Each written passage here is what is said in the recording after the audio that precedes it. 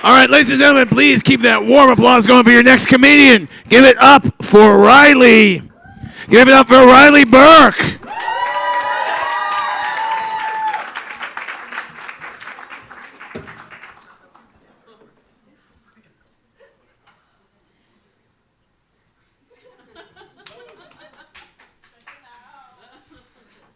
Sorry about this. Just got to take a couple seconds to get calm and centered. I'll be right back with you.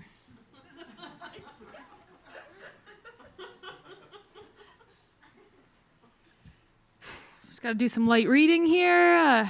Nothing to worry about. It's not like the seed of the soul stirs up any guilt or shame. In this Catholic kid? No.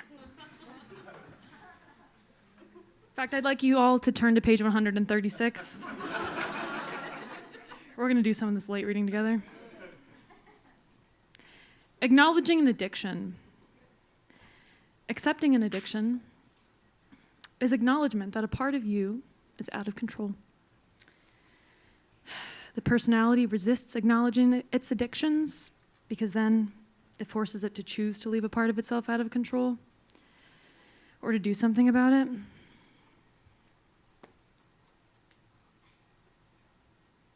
Probably wondering why I just read us all a passage from the Seed of the Soul. It's because my therapist says I'm not allowed to read spiritual texts of my own. So I figured, why not skirt around the rule by reading in communion with everyone here? Because it turns out some people are conspiracy theorists about others, but I'm actually a conspiracy theorist about myself. God forbid, you know that I threw that bagel bite at Mr. Zindler's car in 2006? Or got a little too competitive in 5th grade with that technical foul? Wouldn't know what to do. And you know, it helps that I actually feel most comfortable on stage when I'm performing, bearing my soul in a room where there's no one that I know. There's nothing like the safety of that. And I feel so comfortable and safe with all of you, actually, that I have a confession.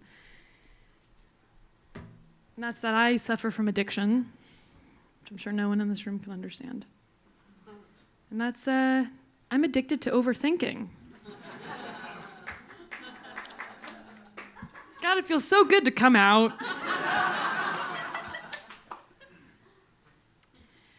And you know, now that we're all gathered here today, we're getting to know each other, I actually have 2 surprises in store for all of us. The first is that my brother-in-law, David, came all the way from Florida to be in this room here tonight with us.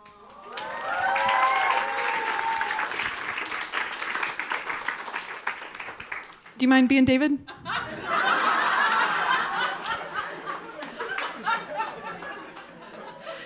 And we're in for a treat, because when David's in the room, well, you just happen to be in the presence of the funniest person alive. And David, I was going to mention this before the show, but I was so busy overthinking. But you have the tickets for the Center for Contemplation and Action in Albuquerque after the show. The doors are locked. The bus is outside. We're all going to continue this little retreat together. Thanks, David. Appreciate it. So before we embark on our spiritual journey together, you probably want to know a couple things about your host. So we'll start from the beginning. I was a perfect, chosen, angelic child of God. I would sit in that Catholic school pew, look to my left, look to my right. Those other 7-year-olds, they didn't get it. They didn't feel what I was feeling. God imbued me with such grace and giftedness that he gave me this incredible degree of common sense. So much so that in middle school, I was taking off my makeup with nail polish remover.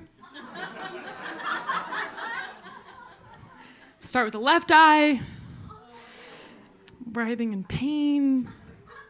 Naturally, I went for the right eye, writhing in pain. But God wanted me to live. He wanted me to see.